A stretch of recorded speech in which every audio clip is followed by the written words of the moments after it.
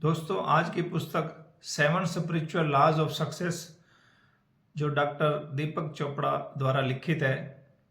ये पुस्तक हमें बता रही है कि हार्ड वर्क उतना काम नहीं करता जितना नेचर काम करती है। तो हमें सफलता और खुशी पाने के लिए बहुत कुछ नेचर पर छोड़ना पड़ेगा। ये मिथ है कि हम हार्ड वर्क करें, प्लान बनाएं, कुछ अपनी एम्बिशंस रखें। दोस्तों, जब हम नेचर के साथ हार्मोनी करते हैं, उसके साथ एक समन्वय जोड़ते हैं, खुद को नेचर के साथ जोड़ते हैं और कुछ चीज़ें नेचर पर छोड़ देते हैं, तो बहुत ज़्यादा पोटेंशियल है, बहुत ज़्यादा संभावनाएं हैं कि हमें क्या प्राप्त हो जाता है। तो हमें अपना अहंकार छोड़ना है, क्रोध और डर छोड़ना है, किसी तरह की आलोचना कोई करता है तो उसको छोड़ना है। हमें किसी तरफ ध्यान ना करते हुए फोकस हमारा नेचर की तरफ रहे। नेचर की तरफ हम पूरे ब्रह्मांड को अपना सब कुछ सौंप रहे हैं। हम उसको बता रहे हैं कि अब हमें ट्रस्ट है कि हमारे लिए अच्छा ही होगा, हमें सफलता मिलेगी, खुशी मिलेगी। तो आइए इस पुस्तक के 7 नियमों के बारे में हम जानते हैं। पहला है ट्रू पोटेंशियलिटी। तो जब हम नेचर के साथ मिलेंगे, नेचर को अपना सब कुछ सौंप देंगे, तो एक एनर्जी है, एंथुसियाज्म है, जो हमें सफलता की ओर लेके जाता है। इसके लिए हमें क्या करना पड़ेगा दोस्तों? सबसे पहले साइलेंस, मौन रहना है थोड़ी देर। आप उसकी प्रैक्टिस करें, मेडिटेशन की प्रैक्टिस करें। और जब हम ये सब करेंगे तो हम एक सबकॉन्शियसनेस के साथ जुड़ते हैं। और जब फोकस हमारा नेचर की तरफ है, नेचर ही हमारा सब कुछ करेगी, वो हमारे पोटेंशियल के हिसाब से हमें सब कुछ देगी। जब ऐसा विश्वास हो जाता है तो हमें सफलता जरूर मिलती है। दोस्तों, इस पुस्तक में दूसरा नियम है लॉ ऑफ गिविंग। ये हमें बता रहा है कि ब्रह्मांड को हम जो देंगे वो हमारे पास वापस लौट के आता है। तो हमें लोगों को खुशियाँ देनी है, उनके लिए प्रेयर करनी है, उनको एप्रिसिएशन देना है, उनको गिफ्ट देने हैं।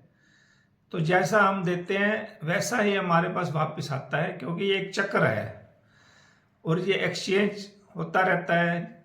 जो हमारे पास है हम दूसरों को अगर दें, दूसरों के भले में सोचेंगे, तो वो हमें और ज़्यादा ब्रह्मांड, हमारा यूनिवर्स, हमारी नेचर हमें सपोर्ट करती है।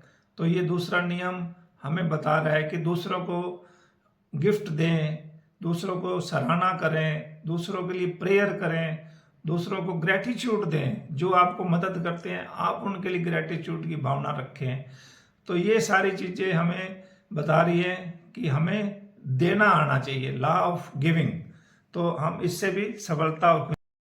दोस्तों, इस पुस्तक में तीसरा नियम है law of Karma, cause and effect. जो भी हम चॉइस करते हैं लाइफ के अंदर, तो उसका कोई ना कोई कॉन्सिक्वेंसेस होते हैं, उसके इफेक्ट होते हैं। तो हम ऐसा चुनाव करें जिससे हम दूसरों को खुशी दे रहे हैं। तो जो भी हमने डिसीजन लेने हैं लाइफ में, जो हमें नेचर दे रही है, उस नेचर से हम ये देखें कि जो हम एक्शन कर रहे हैं उसको दूसरों का भला हो रहा है।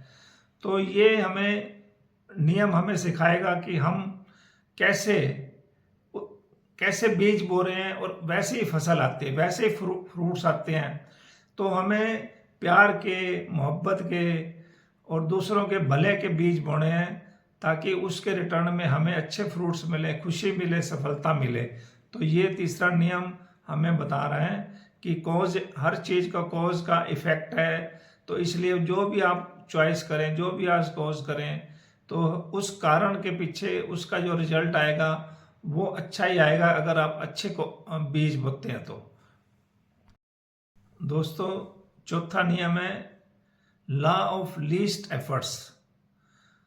तो कम से कम एफर्ट्स से हमें ज़्यादा से ज़्यादा फायदा पहुंच सकता है, हमारे को रिजल्ट अच्छे मिल सकते हैं। अगर हम आज की प्रेजेंट की, वर्तमान की परिस्थितियों को एक्सेप्ट कर लेते हैं, हम जिम्मेदारी लेते हैं और हम अपनी ऊर्जा को बचाते हैं, अपने लक्ष्य की ओर लगाते हैं।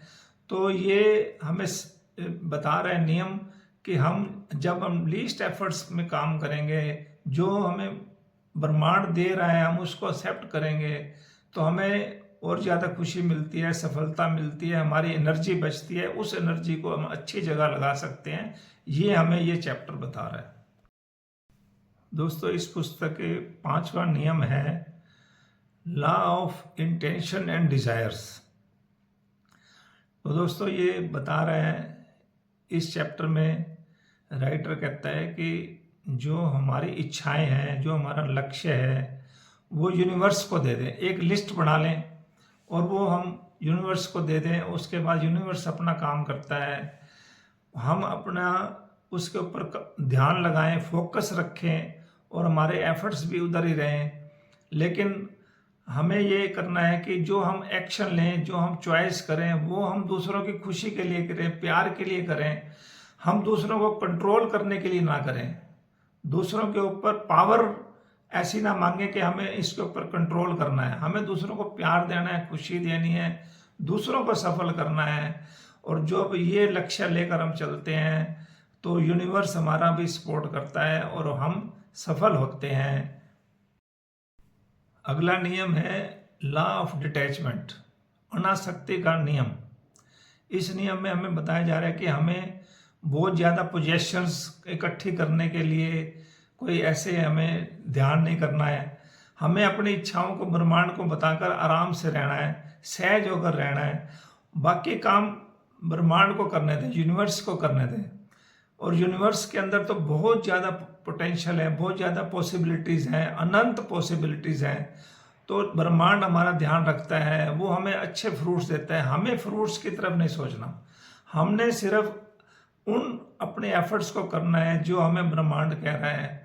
हम सिर्फ एक सूची बनाएंगे और ब्रह्मांड को दे देंगे। ब्रह्मांड अपने आप काम करता है और ये ब्रह्मांड को काम करने देते हैं तो हम ट्रस्ट करते हैं उसके ऊपर, हम फेथ करते हैं। हमारा उसके ऊपर कोई हमारे को ऐसा नहीं है कि हम उसके अंदर अपने आप को डर महसूस करें या हम धैर्य ना रख पाएं। सिर्फ एक यही नियम है कि हम डिटैचमेंट का रखें कि कोई हमें ज़्यादा चीज़ें एक्वायर नहीं करनी है, हमें पोजेशन नहीं चाहिए। हमें तो वो चाहिए जो हमारे भले का है, जिससे हम दूसरों का भला कर सकें, दूसरों को प्यार दे सकें।